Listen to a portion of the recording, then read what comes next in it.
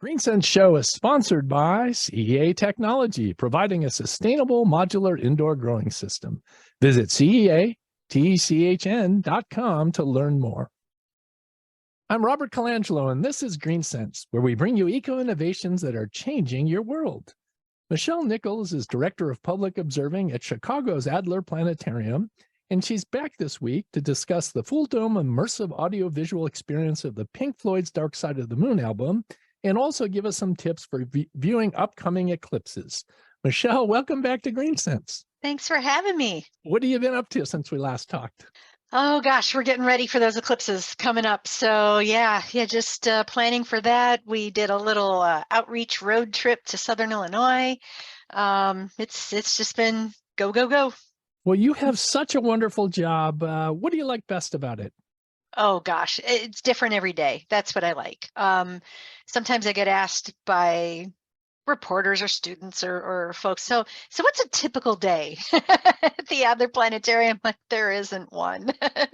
and so I start off, I check my email, and then I all bets are off after that in terms of what goes on. So yeah, it's different every day, and that's what I like. Well, most people are living Groundhog Day, so you really are lucky to have a different day every day. Yes, for sure. Well, our longtime listener, Jim Barr, sent a question last show about setting up his telescope, and he wanted to thank you for your answer. That was very helpful. He's going to look out and seek some of those societies that you mentioned. And after seeing the Pink Floyd show, another long-term listener had a question, and that was me.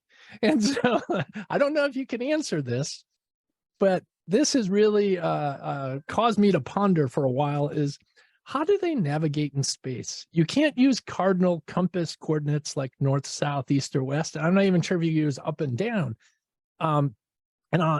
Here on land, you've got a point that you can use to navigate from, but in space, how do you do it? Do you know the answer? Well, there's definitely a way that you can do, and you can use other objects as landmarks. For example, the Apollo astronauts were doing some navigation by checking the position of the Earth in where they could see it. And so you can navigate by something like that. But if you're far away from Earth, if you don't have a giant bright blue landmark like that, one of the things that telescopes or spacecraft can do is use what's called a star tracker. And so if you point a camera at a certain spot in the sky, and maybe you check the image that your star tracker is getting versus what the image that you think you should be getting based on your position or something, then you can use that. And so if at least that might help to make sure you're pointed in the right direction, not necessarily that you're going in the right direction. But in terms of navigation, that's all physics, and you need to know where you are, where you're going, and then you can do all the calculations to be able to get you from one place to another. And a lot of times your window of being able to do that is kind of small to be able to get you in the right spot. But there's think of it as like celestial navigation, but in space. So there's sounds very complicated. It is complicated, and also, yeah, because everything is moving. You know, planets are rotating, they're orbiting, they're spinning on their axis, so it's hard to pivot. I don't know how they figured this out, but well, here's the really interesting thing that I love to ponder this. I love to make people think about this. When they launch a spacecraft to go to another planet, you're launching it toward a spot where the planet will be at the time that you get there, not where it is right now. So when we launch, say, a rover to go to Mars, we're aiming for where Mars will be 6, 7, 8 months in the future. And so it's a really mind-melting thing to think about, that it's not actually where you want it to be until you get there. And how how precise are they, or how far are they off in those calculations? Usually they'll do some adjustments along the way. So they often, especially with sending like a spacecraft to Mars or something, they'll maybe have 2 or 3 times during the journey where, oh, we need to speed up slightly, or we need to slow the spacecraft down just a tiny bit. And so to make sure that Mars is where you want it to be. And how precise are they? I'll give you the example of the Perseverance rover that landed on Mars a couple of years ago. The area they were aiming for was a portion of a 30-mile wide crater. So their landing site was about 6 miles wide, 6, 7, 8 miles wide, something like that, on a planet that is 4,000 miles wide. Over a 7-month journey. That's Over a pretty 7-month journey. precise. Yeah, the way that I've heard it described is you're launching something from a spot in Los Angeles, aiming for a particular window in a particular building in New York City, and getting to that window. Oh, by the way, the window's moving. So Yeah, no dead reckoning navigation, and hopefully your computers never go down, else you'll be lost in space. true. But the nice thing is, once you get going, as long as you were going in the right direction, you'll at least be reasonably close to getting there. Now, if you need to do some adjustments and you can't do that, yeah, you're lost. You're going to zoom right past the planet or plow right into it, one of the two. Well, seeing the Pink Floyd show made me think about those things, just how complicated it is to be in space, starting with your navigation. So let's get into it. I saw the Pink Floyd Full Dome show. It was spectacular. So I've got a few questions. Number one, how is that show projected to give that 3D full dome experience? Is it a backlit screen? How do they do it? Now we've got projectors that are embedded in certain spots in the screen. So behind the screen is, and the screen is the dome. So the dome above your head is a giant screen. And so it's made of fairly reflective material so that you can project onto it. And then a projector is only as good as the blacks that it can project. And in space, you want really nice, rich, dark blacks. And so we planetariums usually try to get really nice projectors if possible to kind of create that illusion of being out in space. As far as the 3D-ness, that's kind of all in your head. We don't project it as 3D. It's not a 3D show. You're not putting on glasses or anything like that. It's just that the dome is 60 plus feet wide and you're seeing this enormous image above your head. Your brain is trying to comprehend all of that, and it kind of turns it into a 3D image when it's really not. And so Wow. that's a cool thing that I really like, is we don't have to make it a 3D show. Your brain kind of does that because this dome is so big. Well, to segue into that point without giving everything away, there was a point where I was totally immersed in the show and I felt like I was tumbling through space. I almost got vertigo. And that's amazing to hear that that was not a 3D projection, because I really felt like I was in space and moving. Yeah. So you do that all through the graphics then? Yeah, it's all through the graphics and just really high resolution projectors. So we've got 4K projectors, but we've got multiples of them. So you're getting they're not 8K projectors, but you're getting close to 8K equivalent kind of resolution on the dome. So high detail, nice deep blacks, big giant images. It's all done through the imagery, and it's all computer generated. Well, who produced the graphics, and did the band have any say in the graphics? So the graphics were produced by a production house in the UK. I don't know what their name was, but you can look it up in the credits in the show. You can see it. It's not a secret. But that particular production house has produced other planetarium shows, and so they're right down the street from the band's management office. And so when the band approached, because it was the band's idea to do this show, they're definitely aware that planetariums have been doing their own Pink Floyd Dark Side of the Moon shows for decades, and all of those you could call kind of bootleg. So this time it was, yeah, we know you've been doing this. We're going to produce something that we want. And so they approached these folks and went, hey, what can you do? And so they had some footage, some material that they had as part of other shows, but also some new stuff that was produced for this show. So put it all together and you get the show that you've got. And yes, the band absolutely had a say in this. They had final say in whether or not this show could be released. And so it was early March when they saw it and went, yep, seal of approval, go ahead. And that's very gratifying, I think. And I bet you those producers were kind of sweating bullets a little bit, going, what are they going to think? But they loved it. Yeah. And when I was sitting there, it was very hard to believe that the album is 50 years old, because that music sounds very contemporary and very timely. What are your thoughts on that? It's one of my favorite albums. I think at home we have 10 or 12 different versions of it. And what I love on Blu-ray and on CD and on vinyl.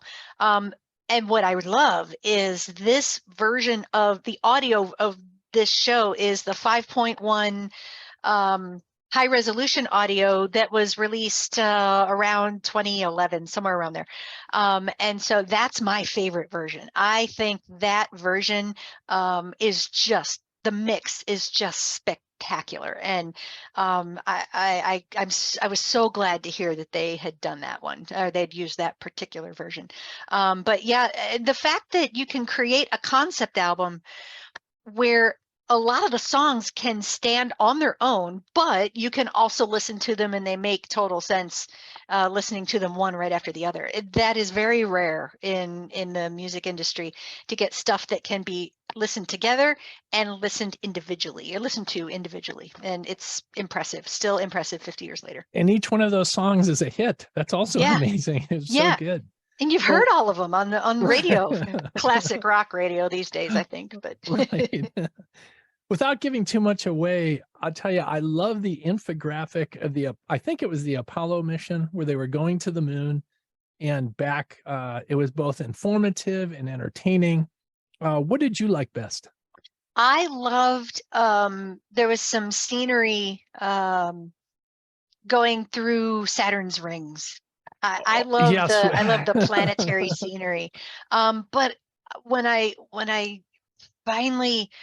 I took a breath after I saw the show, because we got to see it in the latter part of March, and when I finally sat there, I went, that is the most planetarium show I think I've ever seen. It's immersive and informative, but there's no narration other than the music. And you're learning stuff kind of along the way without actually learning stuff. And so it's fascinating how they were able to do all that and accomplish all that. Yeah, like I said, that infographic on how the rocket ship took off, it jettisoned the boosters, and then it opened the hatch, it took the module, landed on the moon, pulled it out. Yep. God, it was just so informative without saying a word, right? Exactly. You understood everything. Exactly. You never get to see the full array of exactly how complicated the Apollo missions were, utilizing two separate spacecraft that actually launched in a rocket but not connected. And they had to get out into space, connect, go to the moon, land part of it, have part of the part, come back up, connect that back up, jettison some other stuff, go back to Earth, get rid of some more stuff, and then finally land. And you look at all that and you go, who came up with this? Who thought this was a good idea? Well, even there was a scene where there was a ladder where the astronaut was climbing down on the ladder and there was a bolt. And I thought, even that bolt was highly engineered. The engineering that had to go in, everything in there. Yep. You know, people just take it for granted, but that was quite an accomplishment. Yeah, NASA tends to use purpose-built stuff, but they also use off-the-shelf stuff. provided it meets the testing requirements for the rigors that spacecraft will endure. So NASA doesn't necessarily create every single nut and bolt, but they have to make sure that every single nut and bolt can handle a launch and a landing and all that. So yeah, you could say they could go to Home Depot and get some stuff, or go to Lowe's or wherever, but they have to make sure that that stuff won't fall apart in the middle of the mission. Well, since our first interview, a number of friends of mine and contacts contacted me from around the country, and they'd like to see the show. Do you have a list of other planetariums around the country that are showing this, or is there a website that they can find that on? I believe you can get that. You might be able to get that information from the International Planetarium Society. And I'm going to actually do a quick check and see if there is a list, because that is a fabulous question, and I don't know the answer to that question. If not, you could send me an email and we'll put that into our website. And yes. That'd be great, because I've got people from around the country that want to see it, can't come to Chicago, but that is at a number of planetariums around the country. Yeah, we will try to get that information for you. And it's not at every planetarium. The band wants to make sure that it's that the graphics are high enough resolution. So not every planetarium has the projection capability to show it. So yeah, we'll see if I can find that list for you, so we can share that with you. Well, I'll tell you, we went to the 9:10 show on a Wednesday night, 9:10 p.m. And it was a very cloudy day when we got outside the planetarium. But when we looked into the sky, Mars was so bright. It was the only thing you could see, and it was with the backdrop of the Chicago skyline. I tell you, it was breathtaking. Where the planetarium is, that juts out right on Lake Michigan, looking west towards the city skyline with Mars up above and a crescent moon. It was fabulous. Yeah, we've been getting a lot of questions about what is that super bright thing that's been directly to the west. And so Venus has been that really bright thing. But yeah, Mars is up and to the left of Venus, and you happen to get a night where we had a really nice crescent moon. And so it's so wonderful that even with the light pollution that we have, I like to say the sky is not hopeless here. No. The light pollution's bad, but it's not hopeless. And there are a bunch of things we can look at. And I know we love astronomy, but I got to give a kudos to the man-made lights of all the lit up buildings, because Chicago looked spectacular that night too. It does. I got to admit, we all love coming out to the Adler and looking at the skyline. And it wouldn't be the same if all the lights were off. I know there's a bunch of people who would go, no, turn the lights off because we want to see the sky. But especially there's so many different colored lights. It used to just be white, but now there's all colorful animation. Exactly. Well, last time you were not, before we go into the eclipses, anything else you'd like to add on the Pink Floyd immersive experience?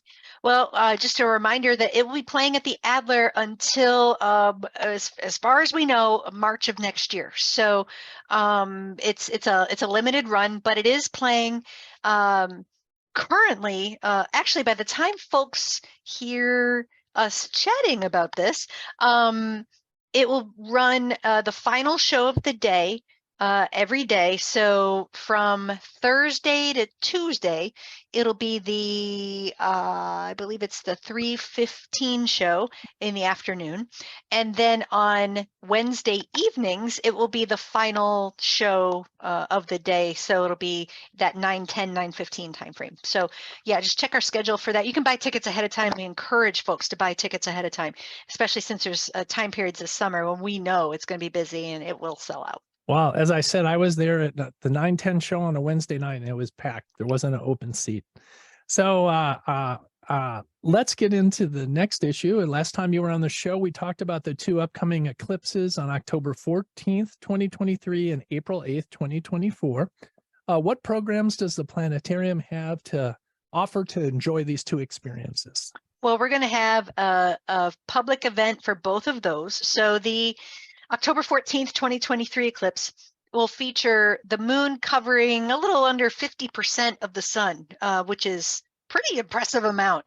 And so we'll have telescopes outside while that eclipse is happening. So it'll start at about 10:37 in the morning, and it'll go to 1:22 in the afternoon. So during that time period is when we'll be able to see a little or more of the sun covered by the moon, with the peak being right around a little around noon, when it's got its greatest extent. So if telescopes outside, folks can get tickets, buy tickets as you always can ahead of time to visit the Adler that day. But if you just want to come outside and hang out with us, look through a telescope, take a picture, get a solar viewer so you can see the sun safely.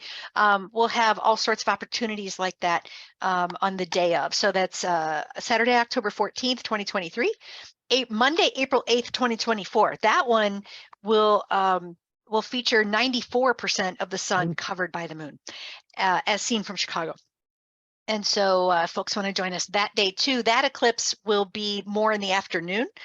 So just check our website as to when exactly the events will happen. And but again, I encourage folks, when they go on sale, buy tickets to visit the Adler itself, because we'll have all our shows running as we always do. We'll have a temporary exhibit about chasing eclipses, other stuff going on. So it's going to be a lot of fun. Well, you're part of the museum complex with the Field Museum, the aquarium, the Shed Aquarium, and the Adler Planetarium. You're probably by size the smallest, but I think the most powerful. You know, it really makes you feel small when you go inside there to see how we fit in context in this universe. So, Michelle, I love having you on the show. You're filled with passion. You love your job, and you do, fascinating work. So, thank you for joining us. And come on anytime you have something newsworthy. I would love to. Thank you so much. That's Michelle Nichols, Director of Public Observing at Chicago's Adler Planetarium, providing an update on the great programs being offered.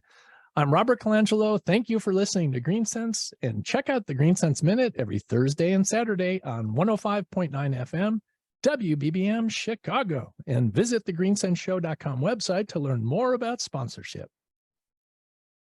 Thank you, Michelle. That was great. You're welcome. And I'm going to look up and see if there is a list.